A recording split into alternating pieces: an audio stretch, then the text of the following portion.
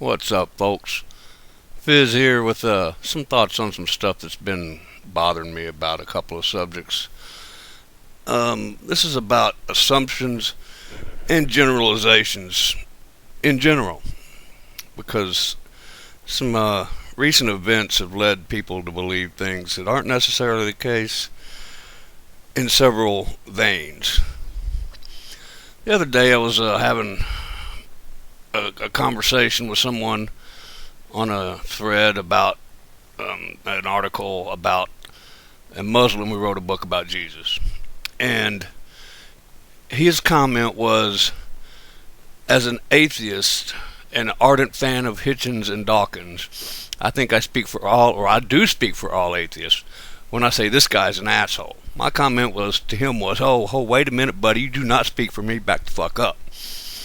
And all he wanted me to do was go watch his videos of this guy's debates and come back and agree with him, because he assumed I would just agree with him after doing that. Which, my point about that is, if the guy is a debater, to be a good debater, you gotta be a pretentious asshole sometimes, and that's just how it is. Hitchens and Dawkins each were pretentious assholes when needed to be, and they were good at it.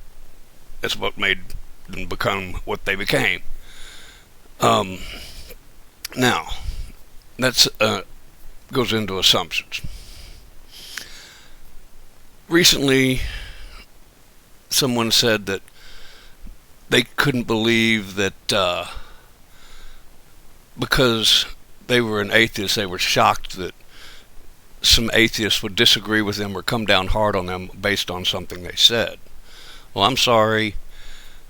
Being an atheist does not give you a get out of jail free card with other atheists. If they think you're wrong, they're going to tell you about it, and rightly or wrongly so, you just got to suck it up and deal with it. You made your statements, you made your video, you put yourself out there for criticisms. I'm not going into any details on which videos, but it seems to be happening a lot lately. Now, generalizations. People like to say, oh, they're religious, therefore they're all batshit crazy. No, some religious people are batshit crazy. Michelle Bachmann, Louis Gohmert comes to mind. And if I thought about it hard enough, I could probably come up with some more names. Those are just top two off the top of my head. I happen to have a lot of family that is quite religious, very religious. Don't know that I would call them fundamentalists, but they live their life through the teachings of Christ. One family is a Methodist and the other a Baptist. All are very smart, well-educated, done well in their lives, raised well-educated children, bright grandkids. I don't think they're any kind of deluded or have any kind of mental illness. That's just how they were raised, and that's how they chose to live their lives.